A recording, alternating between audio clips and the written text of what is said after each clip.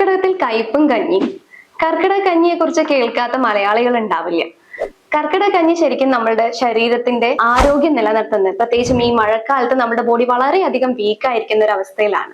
പ്രതിരോധ ശേഷി വളരെയധികം കുറഞ്ഞിരിക്കുന്ന ഒരു സ്റ്റേജ് ആണ് ഈ സമയം.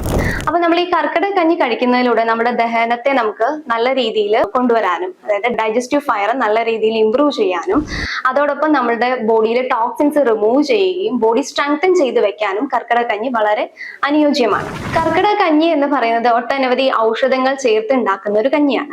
അതിൽ നമ്മളിപ്പോ ജീരകം ചേർക്കാറുണ്ട്, അയമോദകം, ദശപുഷ്പം, അതുപോലെ ചെറിയ രീതിയിൽ ഇപ്പൊ നമുക്ക് കുട്ടികൾക്ക് വേണ്ടിയിട്ടാണെങ്കിൽ, നമ്മുടെ കുഞ്ഞു കുട്ടികളൊക്കെ വീട്ടിലുണ്ടെങ്കിൽ നമുക്ക് ഉലുവ ചേർത്തിട്ട് കഞ്ഞി വെച്ച് കൊടുക്കാം. അതുപോലെ ജീരകം ചേർത്ത്, മുരങ്ങ ചേർത്തിട്ടൊക്കെ നമ്മൾ കഞ്ഞി വെച്ച് കൊടുക്കാം.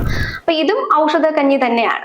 മുതിർന്നവർക്കാണെങ്കിൽ നമ്മൾ കഷായക്കൂട്ട് ചേർത്തിട്ടാണ് നമ്മൾ ഞവരരിയിൽ പാകപ്പെടുത്തിയിട്ടാണ് കർക്കിടക കഞ്ഞി വെക്കാറുള്ളത്.